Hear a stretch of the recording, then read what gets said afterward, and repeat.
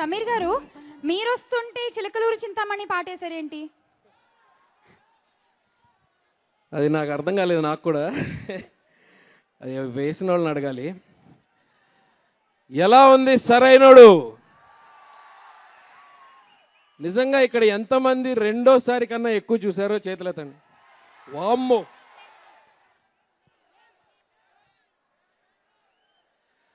మనిషి చూడ్డానికి స్టైలిష్గా ఉంటాడు కానీ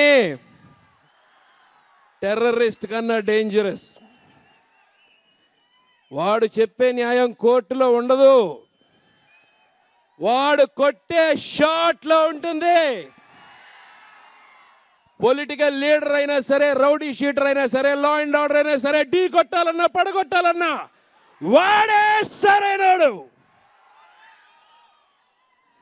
అమ్మయ్య, పొద్దున్నుంచి ఇది ఎప్పుడెప్పుడు చెప్పేసి డెలిగేట్ అయిపోదామని రెడీ. నేను ఈ సినిమా చూసి మీ అందరికీ ఈ సినిమా చూసి ఫస్ట్ డే మార్నింగ్ షో చూసి బయటకు వచ్చిన తర్వాత ఫస్ట్ డైరెక్టర్ గారికి, బోయపాటి గారికి ఫోన్ చేశాను. సార్ అడిగారు, ఏంటి ఎలా ఉంది ఏంటి అన్నారు. మాటలతో ఎలా చెప్పాలో తెలియలా.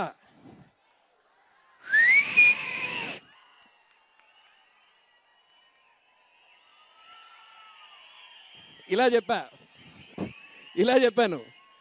ఇంకో షాక్ హీరో గారు ఇచ్చారు నాకు. తర్వాత హీరో గారికి ఫోన్ చేశాను. ఆయన హలో అని కూడా అనకుండా ఇప్పుడు నేను చెప్పిన డైలాగ్ మొత్తం చెప్పేశారు కంప్లీట్గా.